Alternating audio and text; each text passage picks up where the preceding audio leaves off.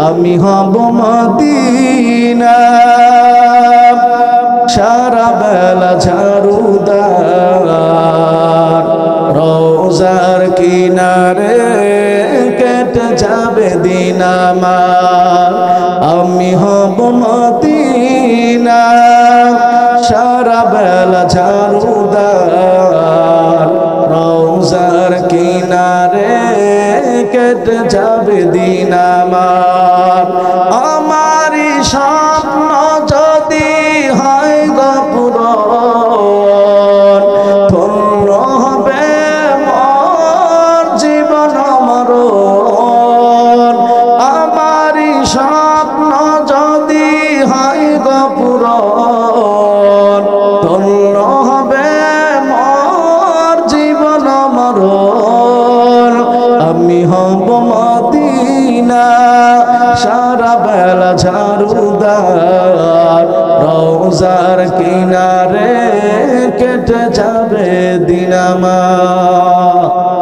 পয়গম্বর চাচা হযরত আমির হামজা উহুদের ময়দানের মধ্যে শহীদ হয়ে গেল হযরত আমির হামজার ওই কাফের বেঈমানের দল হাতটা কেটেছে পাটা কেটেছে নাকটা কেটেছে চোখটা উপড়িয়ে ফেলছে বলে শুধু কি তাই বলে না হযরতে আমির হামজার কলিজাটা পর্যন্ত বের করে চিবিয়ে খেয়েছে ওই কাফের বেঈমানের দল জোরে কর নাউজুবিল্লাহ আর একটু জোর আওয়াজ দিয়ে বলেন নাউজুবিল্লাহ ও মুসলমান আমার মায়ার নবী মুহাম্মদুর রাসূলুল্লাহর কাছে যখন খবরটা পৌঁছে গেল তার চাচা হযরতে আমির হামজা যুদ্ধের ময়দানে কি অবস্থা হযরতে আমির হামজা পয়গম্বরকে এত মহব্বত করে এত ভালোবাসে আমার পয়গম্বর মুহাম্মদুর রাসূলুল্লাহ ওই মক্কার আঁকাবাঁকা পথ দিয়ে পয়গম্বর যায় আমার মায়ার নবীকে একাই পাইয়া দুষ্ট আবু জেহেল গলার মধ্যে গামছা লাগাইয়া আমার মায়ার নবী মুহাম্মদুর রাসূলুল্লাহকে টানা হেঁচড়া শুরু করে দিয়েছে পয়গম্বরকে টানা হেঁচড়া করে পয়গম্বরকে কষ্ট দেয় আমার মায়ার নবী ডাক দিয়া বলেন চাচা আমার বাবা আব্দুল্লাহ তো আজকে দুনিয়ায় নাই আমার মা আমিনা আজকে দুনিয়ায় নাই ও চাচা আজকে আমার বাবা আব্দুল্লাহ যদি থাকতো মা আমিনা যদি থাকতো আপনি তো আমাকে এত কষ্ট দিতে পারতেন না চাচা ও চাচা আমি মুহাম্মদ বড় এতিম ওই দুষ্ট আবু জেহেল আমার মায়ের নবীকে একাই পাইয়া কষ্ট দেয় আল্লাহর পয়গম্বর সামনের দিকে যায় পথে হামজার সঙ্গে সাক্ষাৎ হয়ে গেল হযরতে আমির হামজা ডাক দিয়া বলে বেটা মুহাম্মদ বাবা তোর চোখের মধ্যে কি জন্য পানি বলে চাচা আবু জেহেল আমাকে একাই পাইয়া আমাকে কষ্ট দিয়েছে গলার মধ্যে গামছা লাগাইয়া আমাকে মারছে আবার পয়গম্বর মুহাম্মদুর রাসূলুল্লাহর চোখ দিয়ে পানি পড়তেছে হযরতে হামজা ডাক দিয়া বলে বেটা মুহাম্মদ তোর বাবা আব্দুল্লাহ নাই তো কি হয়েছে এখনো পর্যন্ত চাচারা তো আমরা তো দুনিয়ার মধ্যে বেঁচে আছি বেটা মুহাম্মদ একটু অপেক্ষা কর ওই যে আবু জেহেল তোরে মারছে ওই আবু জেহেলের কাছে আমি যাব ওর আমি নাকটা ফাটায়া দিব ওর আমি মাথাটা ফাটায়া দিয়ে দিব হযরতে আমির হামজা চলে গেলেন আবু জেহেলের বাড়ির মধ্যে দরজার মধ্যে নক করেছেন আবু জেহেল বাড়ির মধ্যে আসো বলে হ্যাঁ আসি কি হয়েছে বলে তুমি নাকি আমার ভাতিজা মুহাম্মদকে মারছো বলে হ্যাঁ মারছি তো কি হয়েছে বলে আবু জেহেল তুমি কি মনে করছো আমার ভাতিজা মুহাম্মদ বড় এতিম ওর দুনিয়ার মধ্যে বাবা নাই ওর দুনিয়ার মধ্যে মা নাই এই জন্য তুমি ওরে একাই পাইয়া তুমি মারবা আবু জেহেল ভালো করে শুনে নাও এখনো পর্যন্ত আমি ওর চাচা হামজা এখনো পর্যন্ত দুনিয়ার মধ্যে আছি আবু জেহেল ভালো করে শুনে নাও ভবিষ্যতে কোনোদিন যদি আমার ভাতিজা মুহাম্মদের উপর তুমি হাত উঠাও তোমার হাত ভেঙে দেওয়া হবে এই কথা বলে হযরতে আমির হামজার ধনুক আর তীর তার আবু জেহেলের মাথার মধ্যে শুরু করে দিল আবু জেহেলের এরকম মাথাটা ফেটে গেল আল্লাহর পয়গম্বরের কাছে হযরতে আমির হামজা রাদিয়াল্লাহু তাআলা আনহু চলে গেলেন যাওয়ার পরে ডাক দিয়া বলে ভাতিজা মুহাম্মদ যে আবু জেহেল তোরে মারছে ওই আবু জেহেলের মাথাটা ফাটিয়ে দিয়েছি এখনো পর্যন্ত ধনুকের মধ্যে রক্ত লেগে আছে এ ভাতিজা মুহাম্মদ তুই কি খুশি হও নাই হযরতে আমির হামজা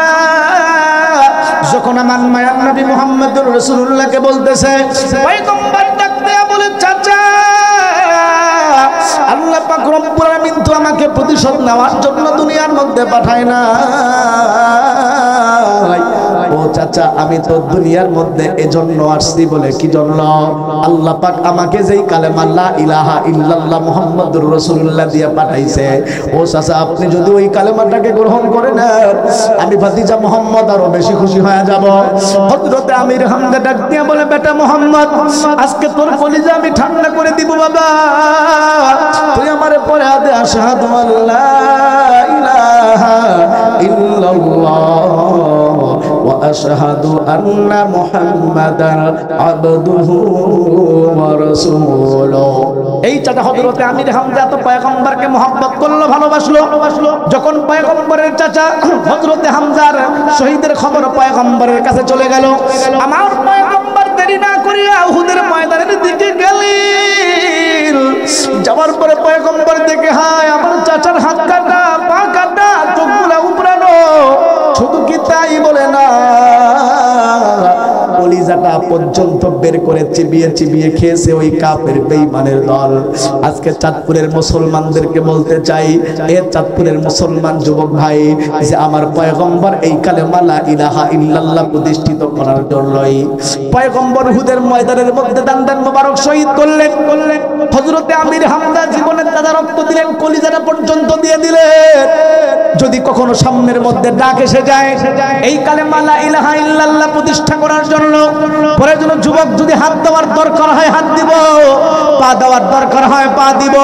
যদি আমাদের রক্ত দেওয়ার দরকার হয় রক্ত দিব, কলিজা যদি দেওয়ার দরকার হয় কলিজা দিব। তারপরেও যদি প্রয়োজন হয় আল্লাহর কালিমা আল্লাহর দেশের মধ্যে আল্লাহর কালিমা আল্লাহর জমিনে উন্নয়ন করে ছাড়বো। কারা কারা রাজি আছো দুইটা হাত তুলে আমার মালিককে দেখায়া দাও। আল্লাহ তুমি তোমার কুদরতি নজরে তাকায় দেখো রে মালিক, এত রাত হয়ে গেছে আল্লাহ, তোমার বান্দাগুলা তোমাকে কত মহব্বত করে, কালেমাকে কত মহব্বত করে। আল্লাহ তোমার এই কালেমা তোমার জমিনে প্রতিষ্ঠিত করার জন্য যদি জীবন পর্যন্ত দিতে হয়, এই চাঁদপুরের মুসলমানেরা জীবন পর্যন্ত দেওয়ার জন্য প্রস্তুত হয়ে গেছে, নিয়াত করেছে। আল্লাহ তুমি সকলের নিয়াতকে কবুল করে নাও। সবাই জোরে জোরে বলেন আমিন,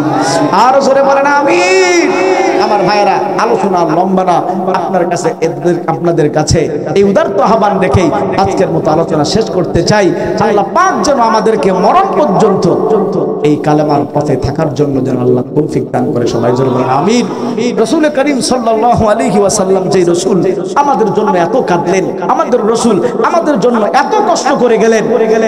মরণের আগে রাসূলের কবরটা যেন একবার কমপক্ষে জিয়ারত করতে পারি। আল্লাহ পাক যেন আমাদের সকলকে তৌফিক দান করেন। সবাই জোরে বলেন আমিন।